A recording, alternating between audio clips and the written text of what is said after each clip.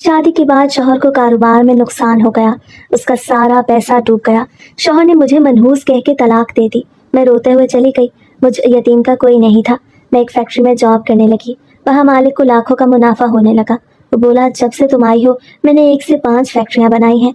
एक दिन ऑफिस में बुला के मुझे निकाह का पैगाम दिया, लेकिन उसका चेहरा देख के कलेजा मुंह को आ गया। मैं जमीन पे बैठ के रोने लगी, क्योंकि वो मेरा सर दर्द से फट रहा था। ये सोच भी नहीं सकती थी कि हिलाल मेरे ऊपर इतना बड़ा इल्ज़ाम लगा सकते हैं। चाहे सारी दुनिया मुझे मनहूस कहती रहे, मुझे इस बात से रत्ती बराबर फ़र्क नहीं पड़ता था। लेकिन मेरा शौहर मुझे कह रहा था, जब से तुम मेरी ज़िंदगी में आई हो मेरी जान अजाब को पड़ गई है।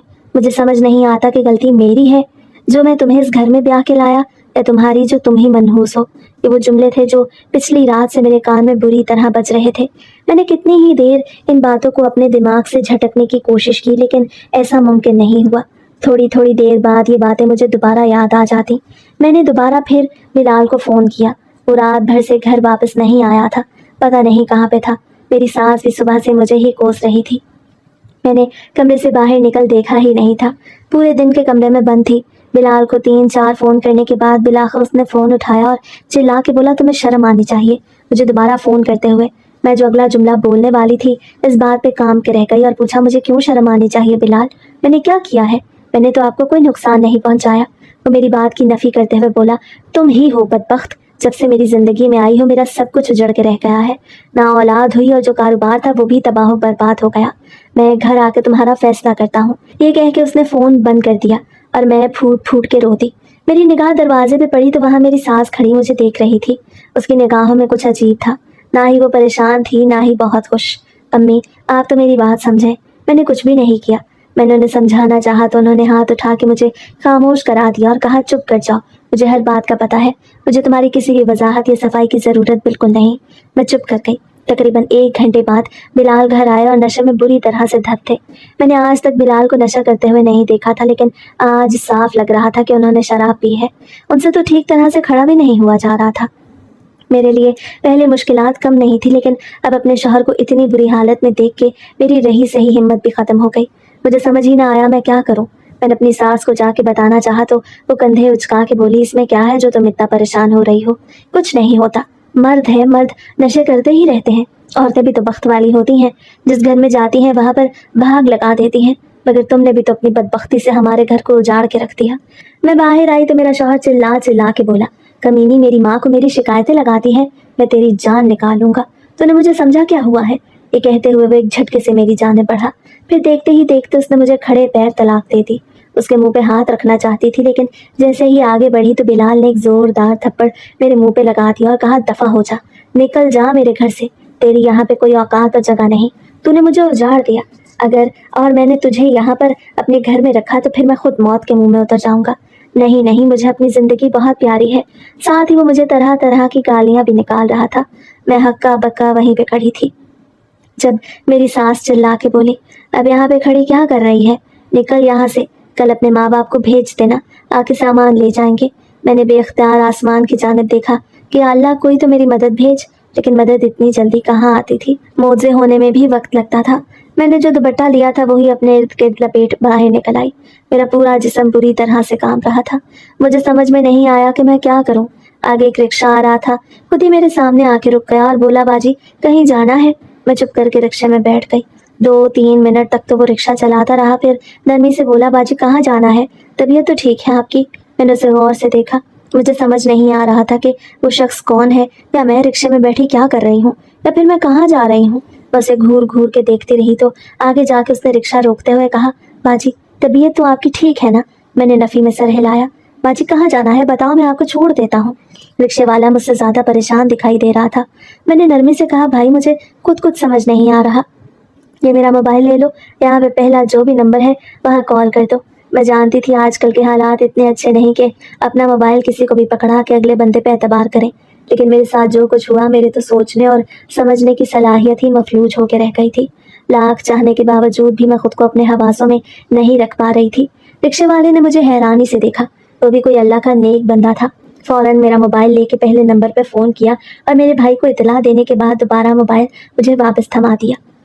मैं रिक्शे में ही बैठी थी। वो खामोशी से नीचे उतरा और गरीबी दुकान से पानी लाके मुझे दिया।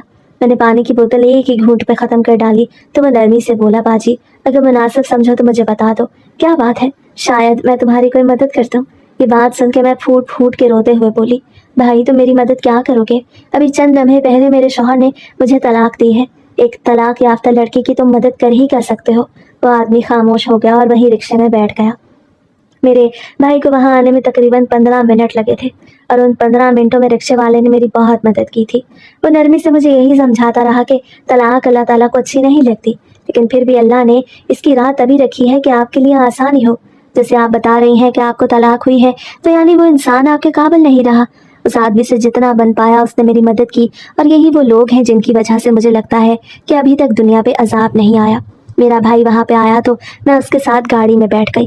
उसे रिक्शे वाले का बहुत शुक्रिया अदा किया और चंद पैसे भी दिए, लेकिन रिक्शे वाले ने वो पैसे लेने से इनकार कर दिया कि मेरी भी बहन अगर यहाँ होती तो क्या मैं लालची होकर पैसों को देखता। इस बात पे मेरा भाई खामोश हो गया, क्योंकि मजीद कहने के लिए कुछ भी नहीं बचा था। गाड़ी में आते ही मेरे भाई ने पूछा कि ये क्या मामला है नगमा। मैंने बता दिया कि मुझे तलाक हुई है।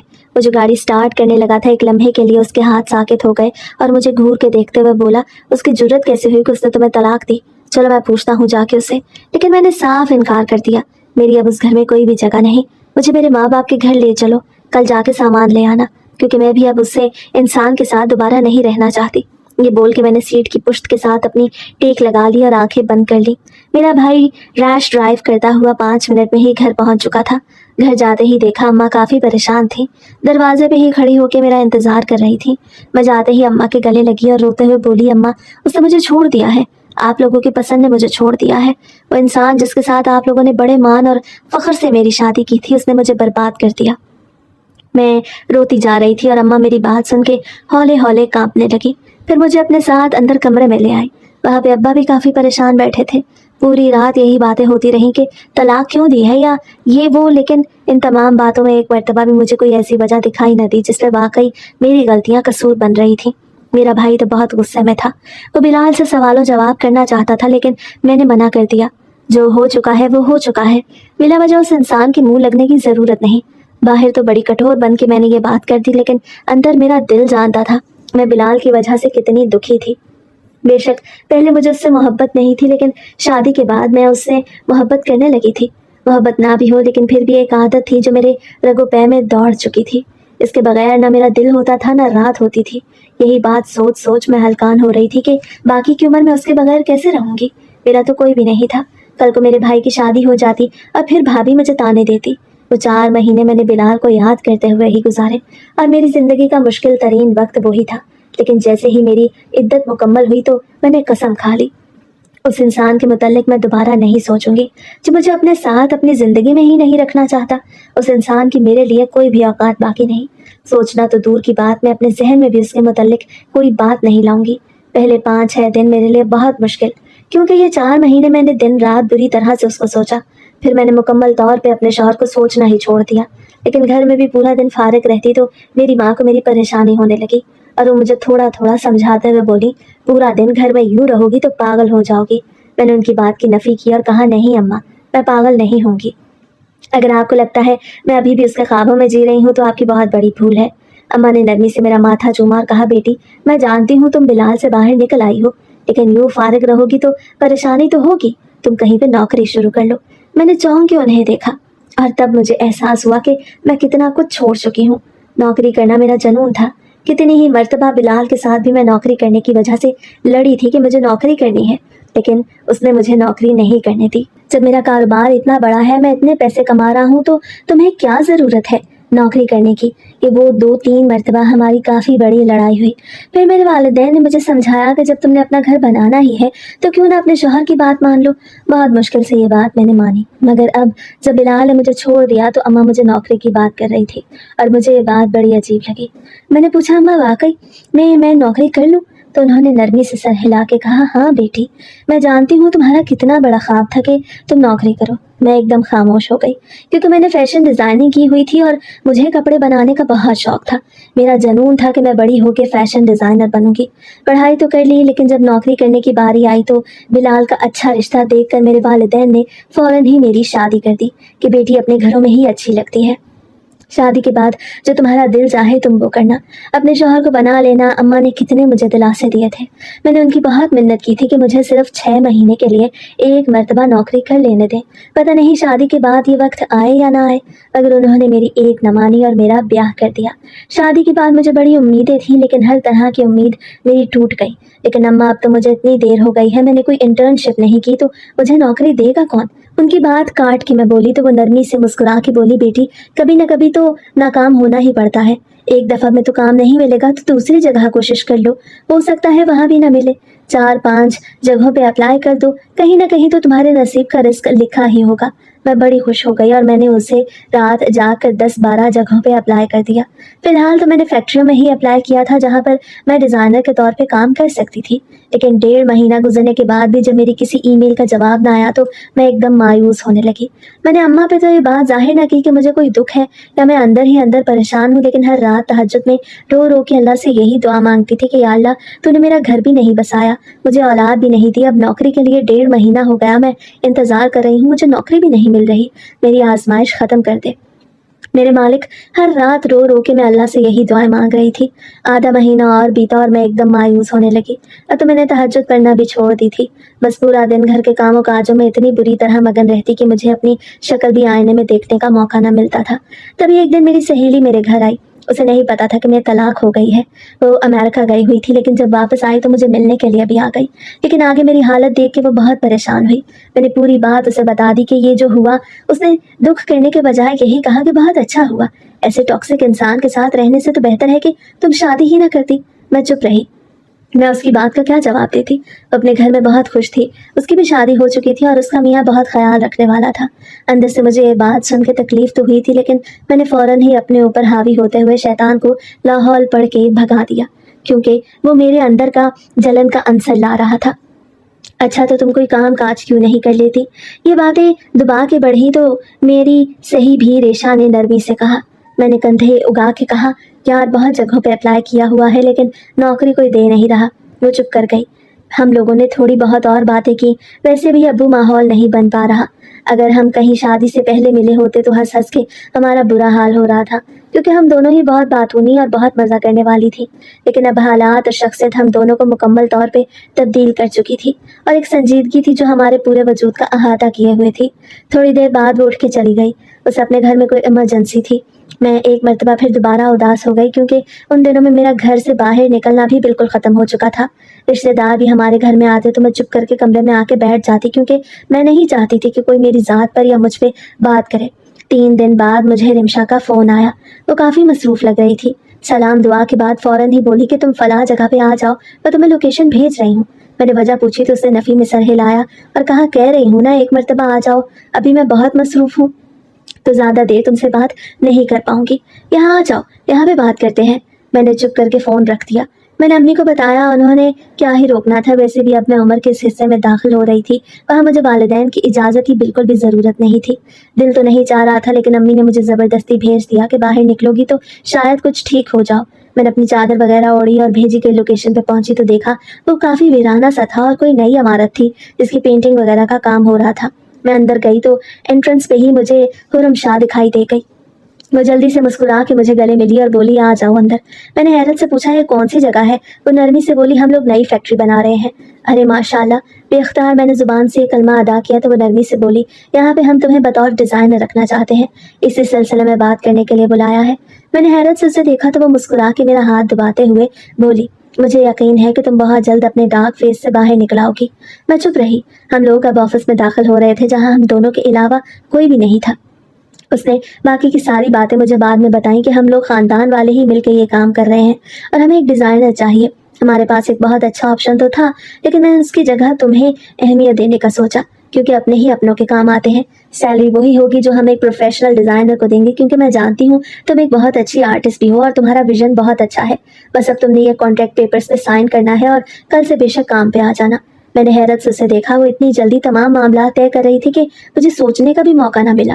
मैं वहीं यूं खड़ी रही। जब दोबारा फिर बोली, सोचना बंद कर दो, तुमने बहुत सोच समझ लिया और 5 महीनों से घर में बैठी हो, सोच ही रही हो। अब अगर वक्त आया है तो अपने लिए कुछ करो, निकलो उसकी सोचों से। पहले नफ़ी पे सर हिलाया और कहा, नहीं बिलाल की बात नहीं, मैं ये सोच रही हूँ कि फैक्ट्री अभी तो मुकम्मल नहीं हुई, फिर मैं कल से काम पे आ जाऊँ, यही बात मुझे परेशान कर रही है। वो नरमी से बोली, हाँ बात तुम्हारी बिल्कुल ठीक है, लेकिन फैक्ट्री जब तक मुकम्मल होगी तब तक हम लोग अपने डिज़ाइंस भी मुकम्मल करके एक ही दिन लॉन्च करना चाहते हैं। तकरीबन 1 महीना मजीद फैक्ट्री के रेनोवेशन में लग जाएगा और इस दौरान हमारे जितने भी डिज़ाइनर हैं उनके कलर्स और सब कुछ हम लोग फाइनल करके फैक्ट्री के मुकम्मल होते ही उन्हें प्रोसेस में चाहते हैं। अब मेरी बात उसकी समझ में आ गई थी। मैंने फिर अल्लाह का नाम लेके फ़ौरन ही कॉन्ट्रैक्ट पेपर पे दस्तखत कर दिए। कुछ ही देर बाद मेरे लिए चाय आ गई, लेकिन मैंने मना कर दिया तो नरमी से बोली कि मेरे साथ चाय पीना पसंद नहीं करोगी। मैंने उसे हैरत से देखा तो वो कांप रही थी। क्या बात है रिमशा, तुम यूँ क्यों हो रही हो? उसने बेख्तियार पानी का गिलास उठा एक ही सांस में पी लिया और फिर नफ़ी में सर हिला के बोली, हम फिर कभी बात करेंगे, चाय पियो मेरे साथ। मुझे बड़ी उलझन हुई कि बैठे बैठे उसे अचानक क्या हो गया, क्योंकि वो बहुत परेशान लग रही थी। क्या कोई फैक्ट्री का मसला है? सर हिला के बोली, नहीं फैक्ट्री का कोई मसला नहीं, बस कुछ और परेशानियां हैं। अभी मैं इस मूड में नहीं, तो तमाम बातें तुम्हें बाद में बताऊंगी, सब्र करो, कुछ दिन तक मैं खुद ही तुम्हें सब कुछ बता दूंगी। अभी मेरे लिए वो सब बर्दाश्त करना बहुत मुश्किल हो रहा है। मैं खामोश हो गई। दोबारा मैंने रिमशा से कुछ भी ना पूछा। जब घर वापस आई तो अम्मा बिरयानी बना के बैठी थी। मैंने उन्हें अपनी नौकरी का बताया तो वो बहुत ज़्यादा खुश हुई और बोली, अल्लाह ने सुन ही ली, तुम बिला वजह मायूस हो रही थी, अल्लाह से ही वक़्त का इंतज़ार। मैं चुप कर गई क्योंकि अम्मा बिल्कुल ठीक ही कह रही थी। उन दिनों में जब से मुझे मायूस होने लगी थी मैंने नमाज वगैरह पढ़ना भी छोड़ दी थी। पूरा पूरा दिन बुखलाई बुखलाई फिरती, कुछ भी समझ नहीं आता था। अगला दिन मेरे लिए बहुत अहम था। मैं वो काम करने जा रही थी जिसकी मुझे हमेशा से ख्वाहिश थी। घर से मैं बिल्कुल ठीक निकली, लेकिन जैसे ही रिक्शे पे बैठी तो मुझे बहुत रोना आ रहा था। बिलाल ने मुझे दबाने की और मेरी तमाम ख्वाहिशात को मारने की हत्तुल मकदूर कोशिश की थी। मुझे वो वक्त अच्छी तरह याद है जब पहली मर्तबा बिलाल ने मुझ पर हाथ उठाया। मेरी शादी को तकरीबन 1.5 महीना हुआ था और उस 1.5 महीने में मैं मुकम्मल तौर पे घर पे बंद होकर रह गई थी। अपने मैके में बहुत कम आना जाना था। एक तो अम्मा की नसीहत थी कि शादी के साल भर तक अपने मैके में बहुत कम आना, और दूसरा बिलाल की भी यही बात थी कि मैं तुम्हें खुद से दूर नहीं करना चाहता। जब घर आऊँ तो आगे मुझे मेरी बीवी तैयार और खुश इखलाकी से मिले। मेरी सास तो अजीब थी, वो ना मुझसे इतनी बात करती थी ना ही बिलाल का ख्याल रखती थी। शादी के कुछ अरसे बाद मुझे पता चला कि बिलाल उनका सौतेला बेटा है। उन्होंने दूसरी शादी की थी और बिलाल उनकी दूसरे शौहर का बेटा था। उनका अपना एक बेटा था जिसे उनके दूसरे शौहर ने अपनाने से इनकार कर दिया। वो ननियाल में ही रह के पला बड़ा था। मैं कभी भी उससे नहीं मिली थी, मेरी सास खुद ही जाके मिलाती थी। यह भी सुनने को मिला था कि वो लोग काफ़ी अमीर हैं। बस जब उनके शौहर की वफात हो गई तो फिर उनके घर वालों ने ज़बरदस्ती उनकी यहाँ पे शादी कर दी। बिलाल के वालिद भी कुछ कम अमीर नहीं थे, बल्कि उनके घर भी पैसे की अच्छी खासी रेल पेल थी। मेरी शादी के बाद भी मेरे किसी मामले में मेरी सास बिल्कुल भी नहीं आई। अगर मैं उनसे कोई बात पूछती तो वो कंधे उचका के बोलती, मुझे नहीं पता, अपने शौहर को पूछ लो, जो तुम्हारे शौहर को अच्छा लगे वही करो।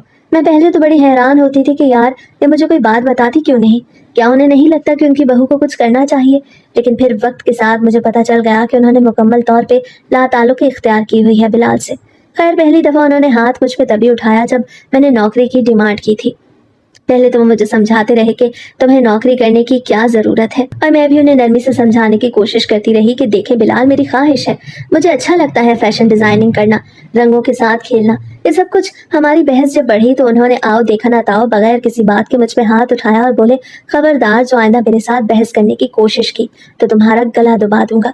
तुमने समझा क्या हुआ है? तुम औरतें हकीर हो कि हम मर्दों पे रोब डालती हो। मैं हक्का बक्का उन्हें देखती रही। फिर अक्सर औकात ही ये कुछ होने लगा। थोड़ी सी भी बात होती तो वो मुझ पे हाथ उठाते। मैं अगर किसी शय की ख्वाहिश करती और वो शय मुझे ना मिलती तो इस पर भी वो मुझ पे हाथ उठाना नहीं भूलते थे। यूं ही करते करते हमारी शादी को 2 साल हो गए और 2 साल तक मैंने उनकी बहुत मारे वगैरह बर्दाश्त की, क्योंकि मैंने सोच रखा था अपने घर वालों को कुछ भी नहीं बताऊंगी। जो है मेरा मुकद्दर यही है। खैर दूसरी जाने बिलाल का कारोबार भी मांद पड़ने लगा तो मैंने उन्हें दोबारा फिर नौकरी की ऑफर की। उस दिन उन्होंने मुझे बहुत मारा और गालियां बकते रहे कि तुम मुझे एहसास कमतरी में मुब्तला कर रही हो। तुम नहीं मेरे कारोबार को बददुआएं दी हैं या नज़र लगाई है कि जब से तुम मेरी ज़िंदगी में आई हो मेरा कारोबार कम से कम होता जा रहा है, सिर्फ इसलिए ताकि तुम बाहर जाके नौकरी कर सको, गैर मर्दों के सामने अपने आप को बेच सको। मैं उनकी बात पे बहुत हैरान थी। मेरे मुंह पे कोई जुमला ही नहीं आ रहा था जिससे मैं खुद की सफाई और वजाहत दे सकूं। मैंने बहुत समझाने की कोशिश की, लेकिन हमारी लड़ाइयाँ दिन ब दिन बढ़ती जा रही थी। एक दिन उनकी फैक्ट्री मुकम्मल तौर पर डूब गई। उस दिन वो काफ़ी परेशान थे और घर से चले गए।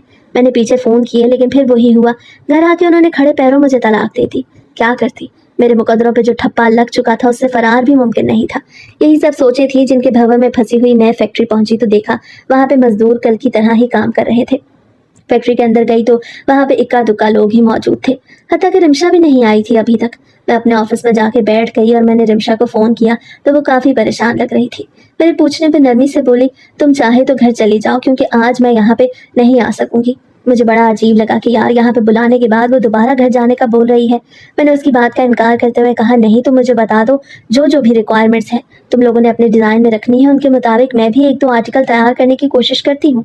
उसे मुझे एक पूरी फाइल भेज दी जिसमें उनकी पूरी डिटेल्स वगैरह मौजूद थी। उनके मुताबिक मैं काम करने लगी तो मैंने काम करते करते यूं ही वक्त देखा तो मेरी हैरत की इंतहा न रही। शाम के 5 बज रहे थे, यानी इतने घंटे बगैर रुके मैं मुसलसल काम कर रही थी। मुझे पछतावा भी हुआ लेकिन अंदर ही अंदर मैं बहुत ज़्यादा मुतमईन भी थी क्योंकि ये काम मेरे शौक का था और अपने शौक का काम करते हुए मुझे वक्त का एहसास ही ना हुआ। वक्त तो दूर की बात, मुझे भूख प्यास भी न लगी। मैंने मुस्कुराते हुए अपना सामान समेटा और बाहर निकल आई। अंदर ही अंदर मैं अजीबोगरीब कश्मकश में थी कि मुझे यहाँ काम करना चाहिए या नहीं, क्योंकि वाहिद बढ़ के वहाँ पे काम करने वाली सिर्फ मैं ही थी। अगले दिन फिर आई लेकिन रिमशा वहाँ नहीं थी। मैंने फ़ोन किया तो वही बात कि तुम चली जाओ, हम फिर काम करेंगे। लेकिन मैं बैठ गई, चुप करके अपना काम करती रही। 3-4 दिन तक तो यूं ही होता रहा। फिर मैंने एक दिन फैसला किया कि मुझे वो जाके रिमशा से पूछना चाहिए, उससे बात करनी चाहिए, वो क्यों इतनी परेशान है।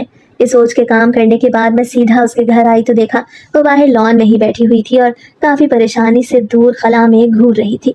मैंने नरमी से जाकर उसे गले लगाया तो वो मेरे गले लग के फूट फूट के रोते हुए बोली, शायद अल्लाह को मुझ पर रहम आ ही गया जो उन्होंने तुम्हें भेज दिया। मैं वहाँ पे बैठ के बोली, क्या बात है, तुम बहुत परेशान लग रही हो। मैं तुमसे बात करती हूँ तो परेशानी अपने अंदर तक मुझे महसूस होती है। वो पहले तो हिचकिचाती रही, कुछ कहना चाहती थी लेकिन उससे बोला नहीं जा रहा था। मैंने नरमी से हाथ अपने हाथ में लिया और कहा, बताओ, खैर खा समझो मुझे, तुमने मुझ पर इतना एहसान किया, तुम कभी ये मत सोचना तुम्हारी बताई गई बातों को तुम्हारे खिलाफ इस्तेमाल करूंगी।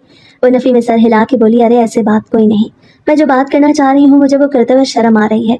मैंने फिर पूछा, बताओ हुआ क्या है। तो वो रोते हुए बोली, देखो, जब मैं तुम्हें तुम्हारे घर मिलने आई थी और तुमने तलाक के बाद अपने शौहर की अपनी तमाम बातें मुझे बताई थी कि कैसे तुम लोगों के झगड़े होते थे, लड़ाइयाँ होती थी, मैंने हाँ में सर हिलाया क्योंकि मुझे वो बात अच्छी तरह याद थी। उसके बाद काटते हुए मैंने कहा, तुमने भी तो बताया था कि तुम बहुत खुश हो, मुझे अच्छी तरह याद है। वो नफ़ी में सर हिला के बोली, यही तो बात है, मैंने झूठ बोला था तुमसे कि मैं खुश हूँ, लेकिन मैं खुश नहीं, मैं बिल्कुल खुश नहीं। मुझे समझ नहीं आता मैं क्या करूँ। इतनी देर हो गई है, मैं अपने घर बैठी हूँ लेकिन मेरे शौहर को मेरी परवाह ही नहीं। उसे वहाँ पे दूसरी शादी कर ली है। रिमशा को रोना और उसकी बात सुन के मुझे वाकई बहुत दुख हुआ था। एक लम्हे के लिए तो ज़मीन पैरों तले से निकल गई, लेकिन मुझे ये बात समझ नहीं आ रही कि उसने मुझसे झूठ क्यों बोला। ये बात उससे पूछी तो वो सोचते हुए बोली, वैसे ही तुम ये ना समझो कि हम अमीर लोग परेशान ही रहते हैं या हमारी परेशानी अभी तुम लोगों की तरह होती है। पता नहीं क्या था मेरे दिल में, कोई शैतान था या क्या, लेकिन मैं तुमसे झूठ बोल बैठी कि मैं खुश हूँ। हालांकि तभी मैं लड़के ही यहाँ पे आई थी। हमारा कोई भी दिन खुशी खुशी नहीं गुजरा। हम हर दिन लड़के सोते हैं और कोई भी बहन बनाने में पहल नहीं करता। मेरा शौहर दूसरी लड़कियों में बहुत दिलचस्पी रखता है। मैंने उसका दुख महसूस किया क्योंकि कोई औरत भी नहीं चाहती कि उसकी खराब घरेलू जिंदगी का किसी और को पता चले। मैंने उसे अपने साथ गले से लगाया और कहा, एक बात बताऊं, जब मेरी शादी अभी ख़त्म नहीं हुई थी तो मैंने भी किसी को अपने घर के मामलात का नहीं बताया। मेरी माँ, मेरा भाई तक नहीं जानते थे कि मैं उस इंसान के हाथों टॉर्चर होती हूँ और वो मुझ पर हाथ उठाता है। अगर कोई मुझे पूछता कि कैसी जा रही है तुम्हारी शादीशुदा ज़िंदगी, मैं मुस्कुरा के कहती, अल्हम्दुलिल्लाह, बहुत अच्छी है। तुम अपने आप को गिल्टी मत करो कि तुमने मुझसे झूठ बोला है। हर लड़की का हक है कि वो जो बात बताना चाहे वो बताए, जो ना बताना चाहे उस पर कोई जोर नहीं। मेरी बात सुन के वो मज़ीद रोते हुए मेरे गले से शिद्दत से लगी। क्या करूं, मेरे पास कोई भी अपने शौहर को छोड़ना नहीं चाहती क्योंकि ज़्यादती हो ना हो मैंने उसे पसंद की शादी की है। अगर अब छोड़ूंगी तो सब ख़ानदान वाले बातें करेंगे। मैंने उसे समझाया बुझाया कि देखो, तुम ख़ानदान की बातों की वजह से परेशान और डर के मत बैठो। तुम्हें अगर वो ठीक नहीं लगता, तुम एक टॉक्सिक रिलेशनशिप में रह रही हो, तो उसे छोड़ देना चाहिए। खानदान वाले 1 महीना बातें करेंगे, 2 महीना करेंगे, लेकिन सारी उम्र कोई भी नहीं करेगा। जब पहले तुमने पसंद की शादी करते वक्त लोगों की बातों का ख्याल नहीं रखा तो अब क्यों उनकी बातों का ख्याल रख रही हो। काफ़ी देर बैठी वो यही बातें समझती रही। मेरी बातें सुनने के बाद वो काफ़ी हद तक पुरसकून हुई और बोली, तुम खुदा की एक नेमत बन के मेरे पास आई हो। जानती हो मुझे इस वक्त इन सब बातों की और तसल्लियों की बहुत ज़रूरत थी।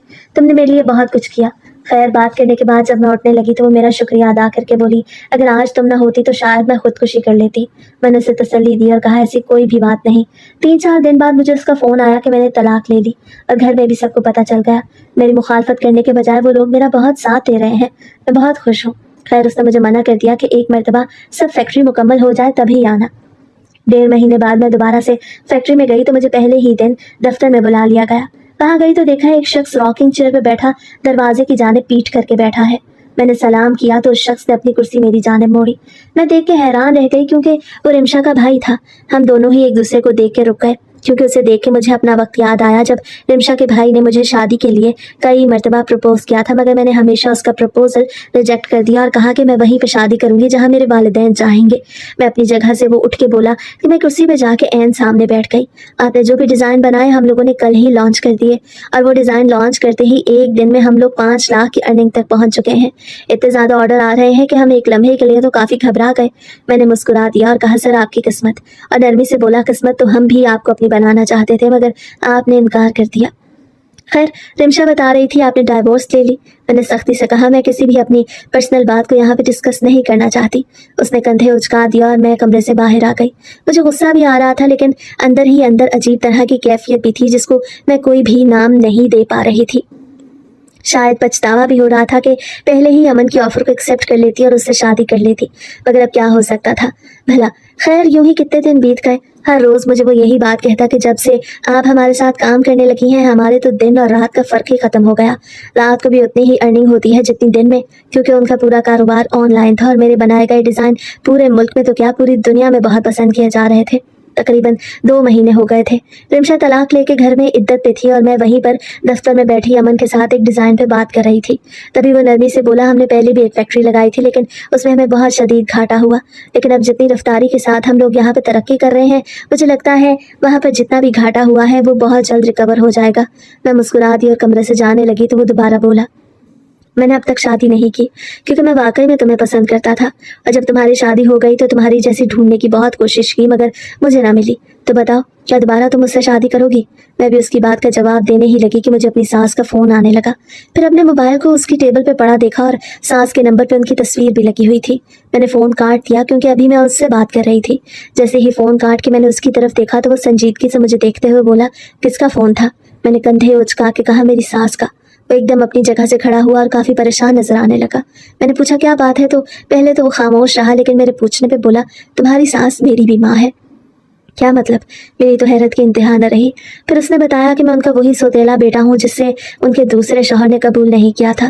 وہ بات تو بالکل ٹھیک کر رہا تھا لیکن مجھے یقین نہیں آ رہا تھا۔ میں نے تبھی پوچھا کہ رمشا وہ کون ہے پھر؟ وہ نرمی سے بولا وہ میری کزن ہے، لیکن انہوں نے کبھی بھی مجھ میں اور خود میں فرق نہیں کیا۔ رہا تمہاری ساری عمر ہاسٹل میں تھا مگر میرے ننیال والے ہی میرا خاندان ہے۔ میں خاموشی سے جانے لگی تو وہ دوبارہ بولا بتاؤ کیا ابھی تم مجھ سے شادی کرنے کے لیے مان جاؤ گی؟ مجھے سمجھ نہیں آ رہا تھا کہ کیا کروں۔ میرے کچھ بولنے سے پہلے ہی وہ نرمی سے بولا میں وعدہ کرتا ہوں کسی کو بھی پتہ نہیں چلنے دوں گا کہ تم میری بیوی ہو، حتیٰ کہ اپنی ماں کو بھی نہیں۔ میں نے نفی میں سر ہلایا اور کہا نہیں، اب ایسا تو ممکن نہیں ہو سکتا کہ آنٹی کو پتہ ہی نہ چلے کہ میں آپ کی وائف ہوں۔ تو وہ مسکرا کے بولا یعنی تم مان گئی ہو؟ میں بھی نرمی سے مسکرا کے بولی بالکل، ایک انسان نے مجھے کھو دیا تو اس کا مطلب یہ تو نہیں کہ دوسرا انسان مجھے پا ہی نہیں سکتا۔ ٹھیک ہے تو میرے گھر رشتہ لے کے آ جانا، کیونکہ تم وہ شخص ہو جس نے مجھے میری ذات کا مان دیا۔ جانتے ہو میری طلاق کیوں ہوئی تھی؟ کیونکہ اپنے پہلے شوہر کو میں بدبخت لگتی تھی جس کے آنے سے کاروبار تباہ ہو گیا، اور تمہیں میں خوشبخت لگتی ہوں کہ جس کے آنے سے تمہارا کاروبار چل نکلا، تو میرا فیصلہ تمہارے حق میں ہی ہوگا۔ یہ بول کے میں آ گئی۔ پیچھے مجھے اس کی خوشی سے بھرا ہوا نعرہ سنائی دیا لیکن میں نے دل ہی دل میں اللہ سے دعا کی کہ یا اللہ اس رشتے کو میرے حق میں بہتر بنا دینا۔